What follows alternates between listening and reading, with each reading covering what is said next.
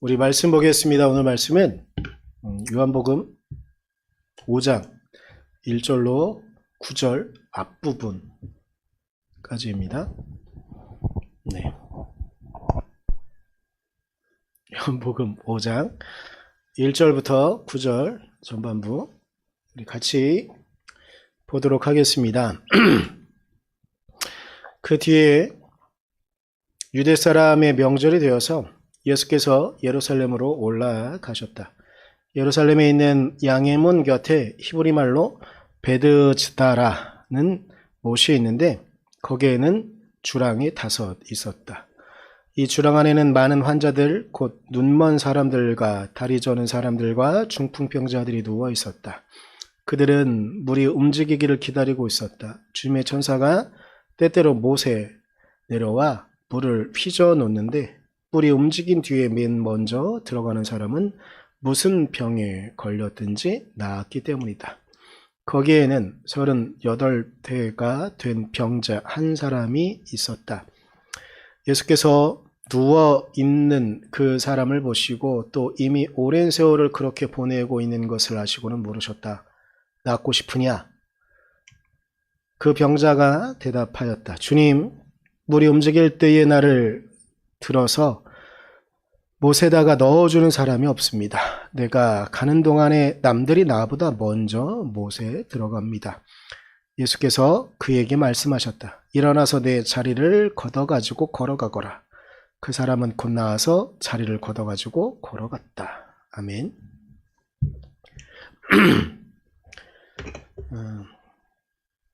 사람들은 종종 자신이 갖고 있는 도구, 자신이 갖고 있는 물건, 그리고 자신이 갖고 있는 답들에 압도당해서 가끔은 잘못된 대답, 잘못된 도구들을 사용할 때가 정말 많이 있습니다. 오늘 본문에 약간 좀 우리가 좀 어려워질 수 있는 부분이 하나 있는 게 뭐냐면 여기 2절에 보면 세번역은 베드자다라고 이렇게 되어져 있는데 이건 우리가 일반적으로 알고 있는 베데스다 연못이란 거랑 같이 이제 음가가 좀 다르게 쓰여져서 있어서 베드자다라고 되어져 있는데 베데스다 연못가에 38년 된 병자에 대한 이야기입니다. 그래서 우리에게 잘 알 수도 있고 혹은 뭐 모를 수도 있는 그런 이야기인데 베데스다 연못가에는 이런 전설 같은 혹은 아마 이 당시에는 실제로 이런 일들이 있을 수도 있을지 모르겠지만 하여튼간 전설 같은 이야기가 있었습니다. 그래서 그 베데스다 연못가에는 병자들이 많이 모여 있었고 그들은 당연한 듯이 구걸을 했고 그들은 그 구걸하는 걸로 삶을 살아가는 많은 삶의 패턴들이 있었던 것이 이 베데스다 연못가의 삶의 태도였고 삶을 살아가는 도구의 방편이었습니다. 근데 그 연못가에 왜 사람들이 모였냐면 오늘 본문에서 잘 설명하고 있는데 3절과 4절에 보면 종종 하늘에서 천사가 내려오는 거죠. 이 연못에 이 천사가 내려앉으면 연못이 막 출렁출렁거리고 막 파도가 치는 것처럼 큰 해일이 있는 것처럼 막 이렇게 움직이게 돼요. 그러면 그때 누구든지 간에 제일 먼저 도착한 사람, 그 중심에 제일 먼저 간 사람은 누구든지 병이 낫거든요. 그러니까 그 연못가에 사람들이 있었던 거예요. 근데 그 연못가에 있는 사람들에게는 도구가 있었습니다. 방법이 있었습니다. 자신들의 병을 고칠 수 있는. 그리고 여기서 이제 격가지 같은 이야기를 좀 하나 하면 아직도 유대 히브리인들과 그리고 중동의 이슬람 사람들은요, 가난한 사람들은 굶어 죽냐면 그렇지 않아요. 일단 율법이 가난한 사람들은 계속 대접해야 되고 먹여 살려야 되고 이렇게 하거든요. 그래서 가끔 저도 아직 못 가보긴 했지만 예루살렘에 성지 순례를 하러 목사님들이 가면 거기에 그렇게 거지들이 그렇게 많대요. 근데 그 사람들이 왜 거지로 있냐면 구걸한 사람들이 있냐면 율법에 가난한 사람들은 당연히 대접해야 되는 거거든요. 그래서 이 사람들은 이렇게 구걸을 하고 있고요. 이 구걸하는 사람들에게 돈을 준 사람들에 대해서 고마운 마음도 거의 갖고 있지 않다고. 이 사람들은 왠지 자기들이 분명히 우리가 힘들게 특히 가난한 목사님들은 돈이 얼마나 있겠어요. 근데 그 형편 가운데도 이제 구걸하는 사람들이 있으면 돈을 주거나 뭐 1달러라도 어떻게라도 주면 이 사람들은 그걸 당연하다듯이 받아들인다. 그래서 나중에 이제 제 아는 목사님이 경험담을 얘기한 건데 너무 어이가 없어가지고 가이드한테 물어봤대요. 아니 이 사람들 이렇게 구걸해가지고 준 건데 이 사람들을 고마워하지도 않는다고 그랬더니 이 사람들은 그걸 당연하다고 생각한다는 거예요. 율법에서 하나님께서 가난한 사람들은 먹이라고 했는데 자기들이 율법에 있는 것을 행하기엔 도움을 준 것인데 왜 그걸 하나님한테 감사해야지 우리한테 감사해야 되느냐 이런다는 거죠. 근데 이건 이슬람도 거의 비슷하대요. 하여튼간 이 말씀 왜 드리냐면 이 베데스다 연못가에 장애인들이 많이 있었어요.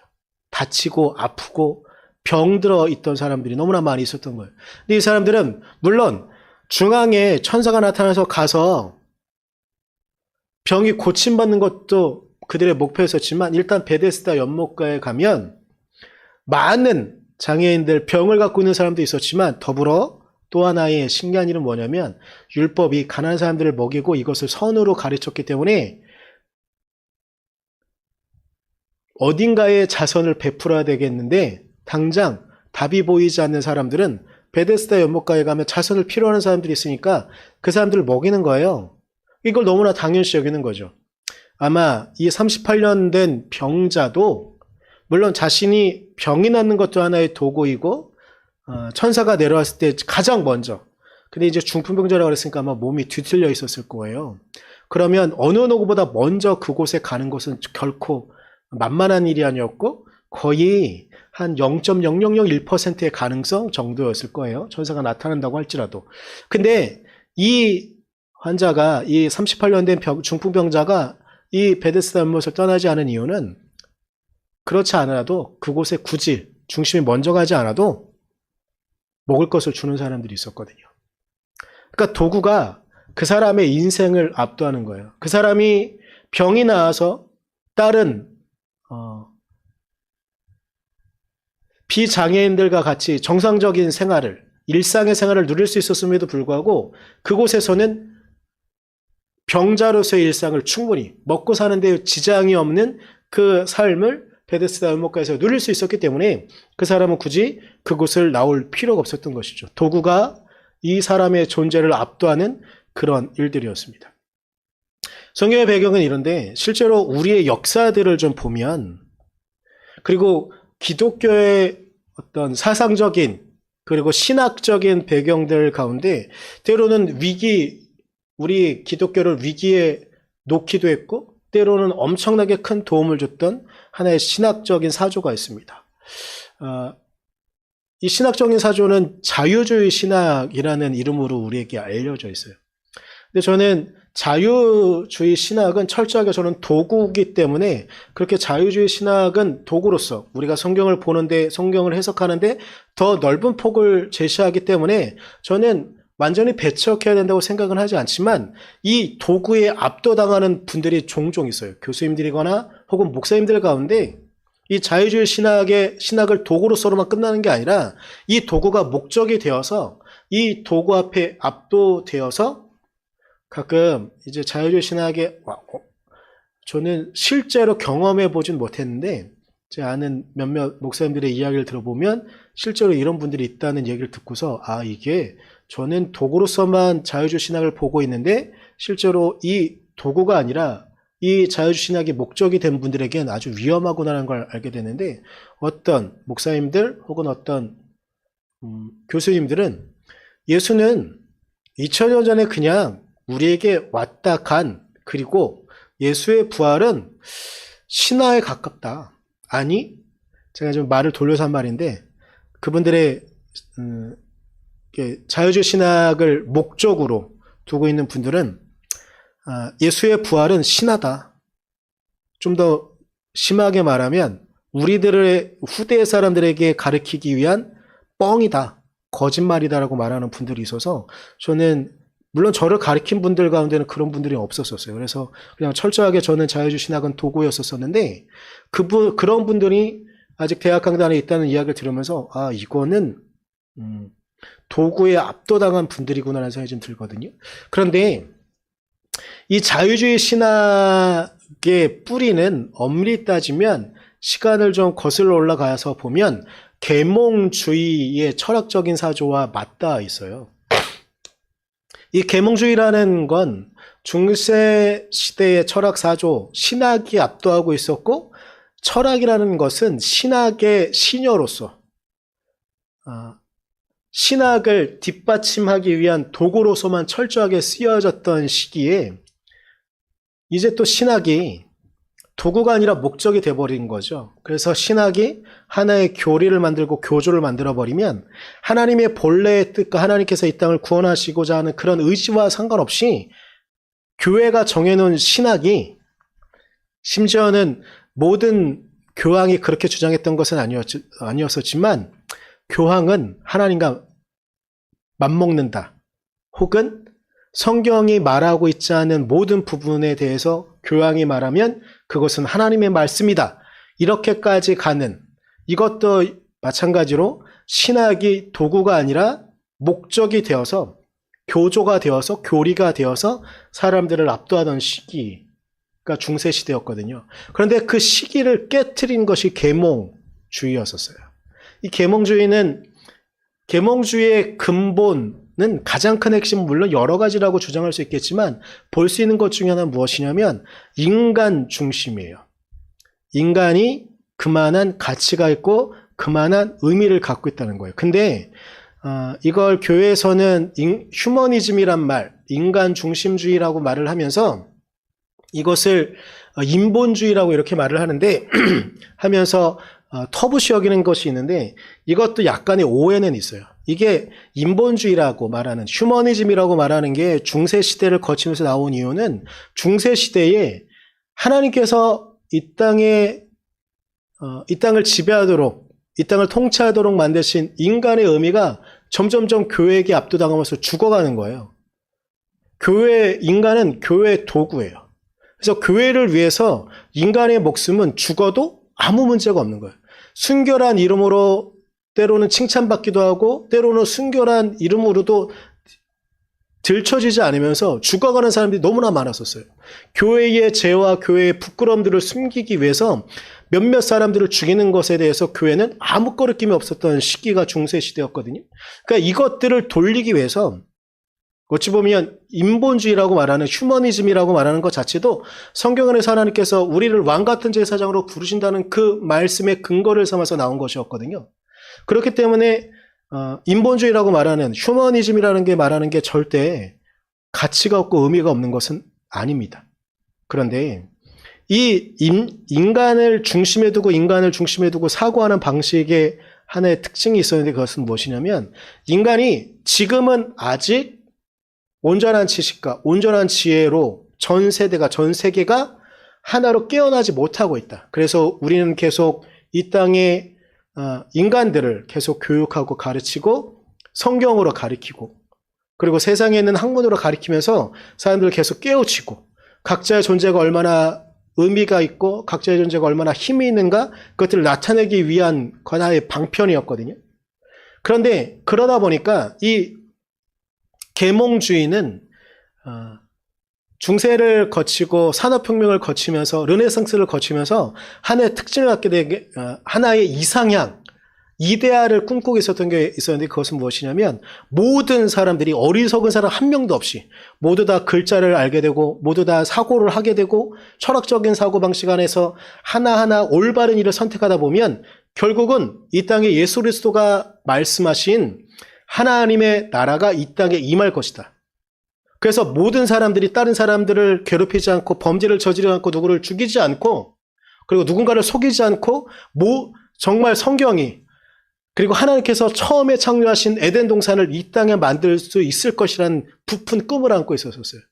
철학은 계속 발전했고 마침 산업도 엄청나게 발전했기 때문에 사람들은 꿈을 꿀 수 있었어요. 계몽주의의 사고방식 안에서 우리 모두는 정말로 아름다운 이데아를 하나님의 나라를 이 땅에 만들 수 있겠구나라고 생각을 하면서 계속 나왔죠. 그래서 그들은 이 계몽주의의 끝은 정말 천국을 만드는 거였어요. 근데 이 철학적인 사조의 끝자락에 무엇이 있었냐면 그 당시쯤에 끝자락에 무엇이 있었냐면 사회주의가 등장하게 됩니다. 근데 계몽주의의 끝은 사회주의가 맞는 게 물론 이것에 동의 안 하는 분이 많을 수 있었지만 그 당시에 인간을 중심에 두고 인간이 정말로 선한 일을 하고 모두가 모두에게 도움이 되는 그런 것의 끝은 결국은 막스가 이야기하는 공산주의 사회였었어요. 사회주의 사회. 모든 사람들이 공평하게 거두고 공평하게 나눠서 어느 누구도 뛰어난 한 명이 있는 게 아니라 평등한 모든 사람들이 같이 살아가는 사회. 이것이 철학적인 사조 안에서 완성시킬 수 있는 그런 것이었거든요. 그런데 이렇게 나아가던 철학적인 사조의 끝자락이 있었는데 그 끝자락이 무엇이었냐면 두 번의 세계대전이었었어요. 이 두 번의 세계대전을 통해 가지고 같은 사람이 같은 사람을 어떻게 하면 한 번에 수없이 많은 사람을 죽일 수 있는가 대량 살상 무기를 만들기 시작을 했고요. 어떻게 하면 국력을 앞세워서 다른 국가를 지배할 수 있는가를 만들어 나가는 거죠. 일단 이 계몽주의는 두 번의 세계대전을 거치면서 이게 우리가 꿈꾸는 세상이 모든 사람들이 각성하고 모든 사람들이 깨어나면 아름다운 이데알을 살아갈 수 있다고 생각했는데 그렇지 않구나를 경험하게 되는 거죠. 그리고 철학 사조의 끝이 있었던 것이 무엇이냐면 사회주의였었어요. 그리고 두 번의 사회주의를 두 번의 세계대전을 거치면서 사회주의와 이제 민주주의의 대치가 있게 되잖아요. 그런데 그 시기를 거치면서 모두가 평등한 사회가 공산주의 사회, 사회주의 사회가 그런 것처럼 생각을 했었어요. 하지만 거기에 안에 실상을 들여다 보았더니 계급은 여전히 존재하고 고위의 상류층에 살아가는 사람들이 여전히 자기네들끼리 그들끼리의 평등을 살아갈 뿐 아래 힘들게 살아가는 사람들의 삶을 끌어올리는 데 노력하지 않고 그리고 밑에서 살아가는 사람들은 배급받는 거에 만족할 뿐 그것을 모두가 좀 더 좋게 활용하는 데에 관심 갖기보단 그냥 가만히 그냥 자기가 하는 일 어느 정도만 완수하면 모두가 동일하게 배급받는 것에 대해서 만족하고 있는 현상들을 발견하게 되는 거죠. 여기서 문제를 느끼게 되는 거예요. 인간이라는 것이 그렇게 아름답거나 그렇게 궁극적으로 뛰어난 존재만은 아닌 것인가? 라는 문제를 고민을 하게 되는 거죠. 근데 이 자유주의 신학도 이 계몽주의의 뿌리를 두고 있어서 그런지 모르겠지만 이 자유주의 신학도 궁극적으로는 사람에 대해서 끊임없이 긍정해요. 우리가 계속 신학적인 발전과 철학이든 여러 가지 것들을 다 하면서 인간이 결국은 고민하고 인간이 결국 만들어 나가는 세계 속에서 결국은 하나님 나라를 우리 인간이 만들 수 있다고 생각하는 거죠. 근데 여기에 문제가 있는데 하나가 무엇이냐면 인간을 끊임없이 긍정하기 때문에 인간에 있는 약점에 직면하려고 하지 않아요. 이것은 인간의 지금 처해 있는 문제와 약점은 잠깐 우리가 신학을 제대로 모르기 때문에 하나님을 잠깐 모르기 때문에 그럴 뿐 하나님을 진정으로 알게 되면 이전에 있었던 아픔과 사회적인 문제들, 개인의 약점들은 해결될 것이라고 하는 거죠. 근데 여기 안에 문제가 있는데 뭐냐면 우리는 사도 바울은 이걸 너무나 정확히 본 것 같은데 우리가 구원받았다고 하는 건 하나님께서 우리를 의롭다고 칭해 주시는 것이 우리가 의로워지는 것이 아니거든요. 이 말은 무엇이냐면 우리가 예수 그리스도를 인격적으로 만났다고 해서 우리가 이전까지 갖고 있었던 우리 안에 있는 약점들, 우리 안에 있는 약함들, 우리 안에 있는 악함들, 저는 오늘 그걸 궁극적으로 죄라고 말하고 싶은데 그 죄의 문제가 영원히 해결되어지지 않는다는 거예요. 우리는 여전히 예수 그리스도를 만난 다음에도 너무나 쉽게 죄를 저지를 수 있다는 거죠. 우리의 존재가 그렇게 약하다는 겁니다. 그런데 자유주의 신학은 이 문제에 대해서 쉽게 동의하지 못해요. 인간은 하나님께서 아름답게 만들어 놓은 존재. 이거 물론 맞아요. 물론 맞는데 그것이 목적이 도구가 아니라 목적이 되어지는 순간 어떻게 되냐면 인간이 하나님을 온전히 만나면 이때 이유는 심한 경우에는 한번 구원받은다면 어떤 죄를 저질러도 심한 경우에 누군가를 죽이는 살인을 저질러도 그 구원은 여전히 유효한 것으로. 그래서 인간은 끝까지 긍정되어지고 인간이 갖고 있는 사회의 문제들은 결국은 성화의 가정 가운데 아무 문제 없이 되어진다고 생각하는 것이죠. 그런데 이런 사고방식이 얼마나 위험한 것이냐. 세계 역사 가운데 메카시즘이라는 것이 있습니다. 이건 딱 1950년부터 시작을 한 거예요. 1950년을 기억해야 되는데 1950년 2월에 미국의 메카시라는 상원 의원이 당선이 되게 돼요. 근데 이 사람이 50년 2월에 국회에서 이야기하면서 언론에 이런 보도를 내놔요. 50년이에요, 50년. 중국을 공산당에게 빼앗긴 것은 미국 내부의 공산주의자들 때문이다 라고 말해요. 그러면서 미국에서 활동하는, 이게 정말 말도 안 되는 이야기인데 205명의 공산주의자들의 명단을 갖고 있다라고 공표해버려요. 상원의원이. 근데 이런 미국은 상원의원이 이런 말을 할 정도면 어떤 근거가 있겠지. 또 중요한 게 있는데 205명의 공산당원의 명단을 갖고 있다고 하니까 이게 누군지 밝혀내는데 사람들이 혈안이 돼요. 그래서 이 메카시가 지목하는 모든 사람들은 그 205명의 명단에 들어가는 거여서 여론이 그 사람을 심판하고 그 사람을 공산주의로 몰아가는 거죠. 근데 제가 50년을 기억해야 된다고 말씀드렸던 게 있는데 1950년 6월에 아주 우리 민족에게 중요한 일이 터집니다. 그게 뭐냐면 50년 6월 25일에 한국전쟁이 일어나게 되는 거죠. 그러니까 이 큰 전쟁이 일어나는 걸 보면서 저 태평양 건너에 있던 미국에서는 메카시가 말했던 게 맞고 공산당이 이렇게 하면서 우리 자유주의 진영을, 민주주의 진영을 공격하고 있구나 이런 생각에서 광풍에서 거의 한 5년 넘게 이 메카시즘이 미국을 휩쓸고 다녀요. 우리나라 한국전쟁의 3년 기간은 당연한 것이고 그 이후에도 몇 년간은 이 메카시가 지목하는 사람은 모든 언론의 공격, 확실한 증거가 없어도 메카시가 지목하면 그 사람은 공산주의로 몰려가서 사회에서 어떤 힘도 발휘하지 못하고 쫓겨나게 되는 그런 광풍. 사람들이 도구에 압도되어서 도구로 쓰지 못하고 목적으로 삼게 되는 경우죠. 근데 이거 말고 더 황당한 일이 하나 또 미국에 있습니다. 세일럼의 마녀 사냥이라는 게 있어요. 이건 아직은 미국이 영국으로부터 독립되지 못했던 1692년에 매사추세츠 주라고 하는데 사실은 저는 미국을 아직 못 가봤기 때문에 이게 어느 지역인지 정확히 모르겠네요. 아마 동부 지역 어디쯤이겠죠. 그런데 이 매사추세츠 주에 세일럼이라는 이 항구 도시가 있었대요. 근데 거기에 1692년에 두 소녀가 그 발작 증세를 일으키고 이상행동을 하는 거예요. 근데 이 이상행동을 일으키는 이 소녀의 주치의가 계속 치료하고 막 이런저런 것들을 해보고 하는데 계속 치료가 안 되는 거예요. 사람들이 묻는 거죠. 왜 계속 이런 일이 일어나느냐. 그리고 신문 기사들이 쫓아와서 이렇게 하는 거죠. 근데 그때 이 의사가 어떤 답을 내놓냐면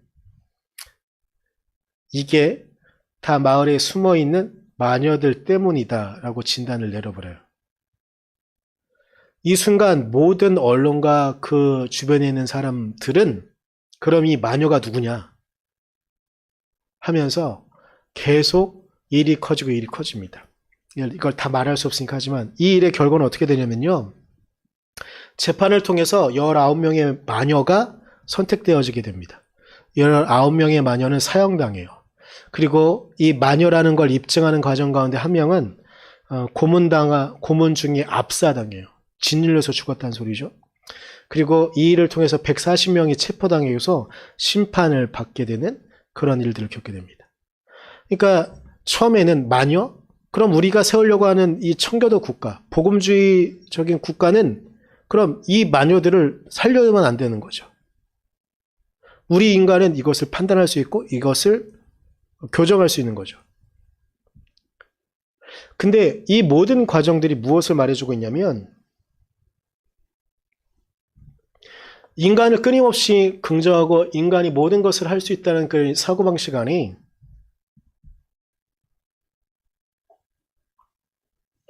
우리가 약한 존재라는 것, 우리가 알고 있는 것만이 전부가 아니라는 그것을 수긍하지 못하고 그것을 인정하지 못하는 거죠. 계몽주의도 결국은 인간은 참으로 각성하고 하나님이 주신 지혜가 있으니까 그 지혜 속에서 모든 것이 각성하면 어느 누구도 이웃의 목숨을 빼앗는 걸 동의하지 않는다고 믿었어요. 하지만 그 계몽주의는 결국 지나쳐서 한 민족의 우월주의를 만들어 버렸고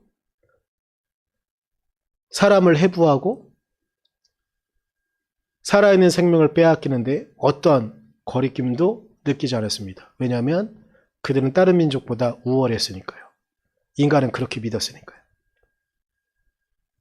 이 자유주의 신학도 여전히 도구로서만 있어야 되는 이 자유주의 신학은 목적이 되는 순간 이 자유주의 신학의 시작이라고 말할 수 있는 예수 그리스도의 존재를 부인하는 데 아무 거리낌이 없는, 그래서 철저하게 신학을 알고 있었고 철저하게 성경을 해석하는 그들은 마녀를 만들어내는 데에 아무 거리낌이 없이 그들을 공동체가 죽이고 그들을 고문하는 데 어떤 꺼리낌도 갖지 않았던 것이죠.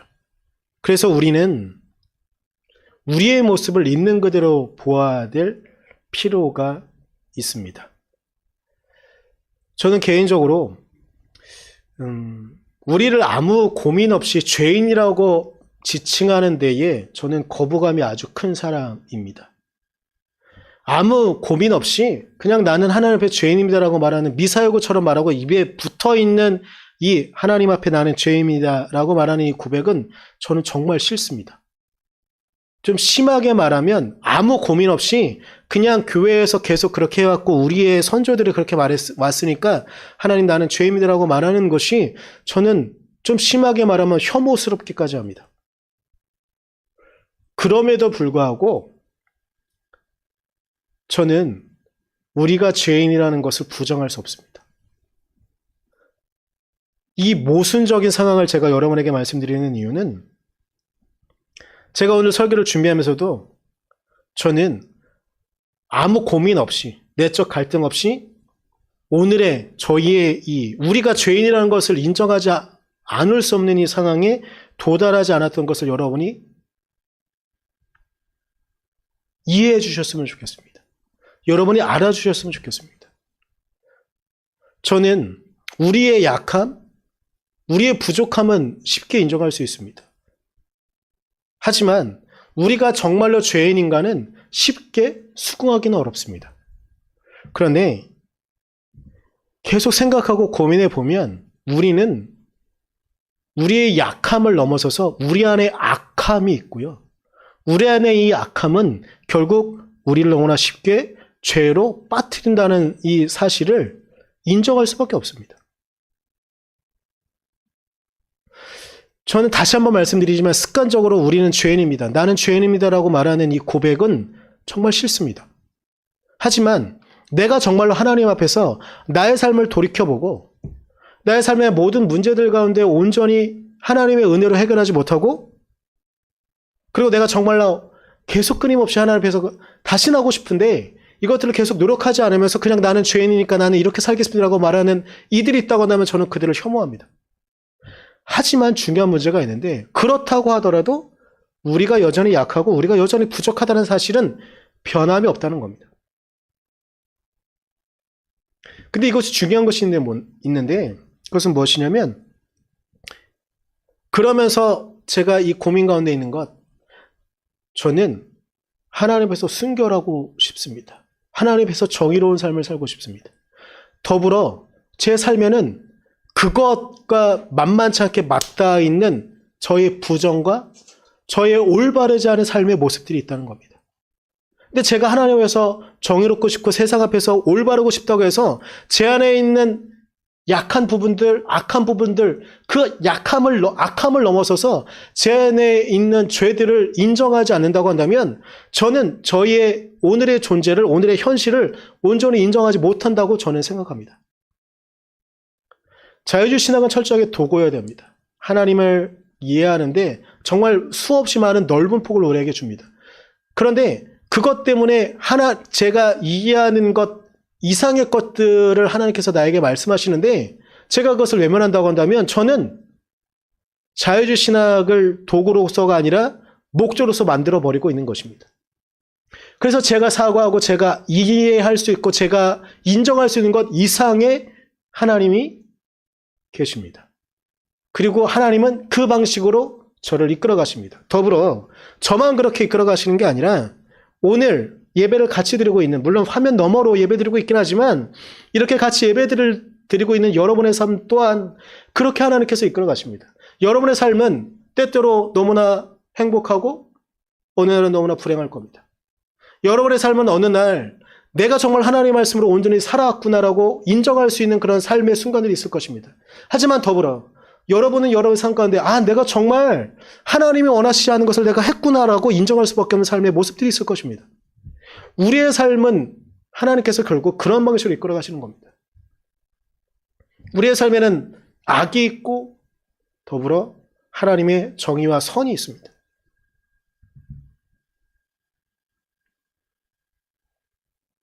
우리가 바라기는 우리가 죄가 없는, 악함이 없는 순결한 상태만을 살기를 원하지만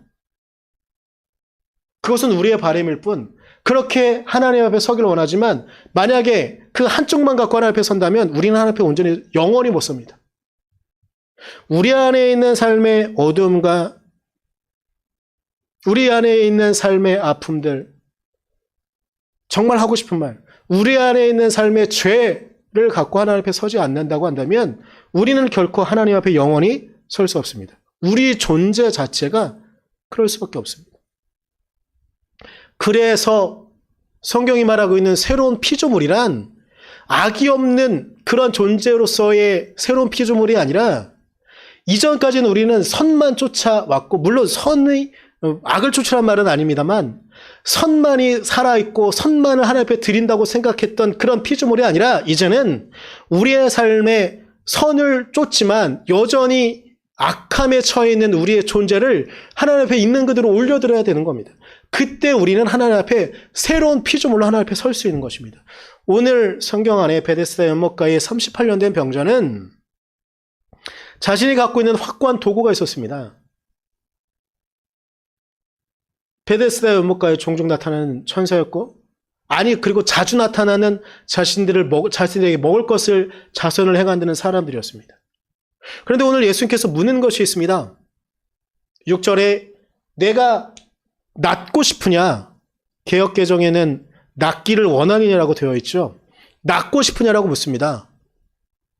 근데 이 38년 된 병자를 정말 낫기를 원했었을까요? 여러분에게 다시 묻습니다. 여러분이 여러분의 삶이 하나님 앞에 온전히 드려지기를 원합니까? 혹은 적당히 타협되어지는 삶의 모습들을 살아가고 싶어 하지 않으십니까? 이 병자는 비록 몸은 굽었지만, 중풍병자니 몸은 굽었지만 그는 하루하루 먹고 사는데 지장이 없었습니다. 여러분들도 혹시 하루하루 먹고 사는데 아무 문제 없고 아무 불편함 없는 것으로 끝내는 것, 그것이 하나님의 은혜라고 생각하십니까? 그런 우리에게 예수님은 다가오셔서 말씀하십니다. 낫기를 원하느냐, 낫고 싶으냐라고 묻습니다. 여러분은 어떤 대답을 할 겁니까? 오늘 이 환자는, 이 중풍병자는 예수님께 이야기를 합니다. 자신의 도구에 대한 이야기만 합니다. 하지만 예수님께서 정말 주고 싶어하는 것은 삶의 문제가 해결되어지고 하나님의 정말 바로 서는, 새로운 피조물로 바로 서는 그 우리의 존재를 요구하십니다. 여러분의 대답은 무엇입니까? 여러분은 여전히 여러분의 도구로 살아가기를 원하십니까? 아니면 예수 그리스도가 우리에게 말씀하시는 낫고 싶으냐라는 이 대답 앞에 예, 주님, 제가 낫고 싶습니다라고 말씀하십니까? 아니면 이 환자처럼 네, 제가 낫고 싶긴 한데 저곳에 나를 데려다 줄 사람이 없어요. 자꾸 다른 핑계를 대고 있습니까? 우리는 우리의 존재에 대한 이런저런 핑계, 우리가 왜 죄인이어야 되는지에 대한 이런저런 핑계, 우리가 왜 죄인이 아닌지에 대한 이런저런 설명들, 구구절절한 설명들, 그것이 아니라 온전히 하나님의 바로 섰으면 좋겠습니다. 온전히 저 예수 그리스도의 십자가 앞에 우리가 구원받아야 될 존재라는 것을 인정할 수 있었으면 좋겠습니다. 우리의 인간적인 도구를 자꾸 찾아내는 것이 아니라 이 하나님의 은혜, 예수 그리스도의 십자가의 은혜 안에 바로 서서 온전히 구원받은, 정말로 그 십자가의 은혜로 우리가 설 수 있는 우리가 되어주기를 간절히 소망합니다. 우리 이 시간 기도할 때 여러분이 혹시 갖고 있었던 복음 외에 다른 도구들이 있었다고 한다면 그것들을 찾아보았으면 좋겠습니다. 그리고 더불어 그것들을 오늘 내려놓을 수 있었으면 좋겠습니다. 오늘은 이것 하나만 놓고 잠깐 같이 기도하도록 하겠습니다. 기도하겠습니다.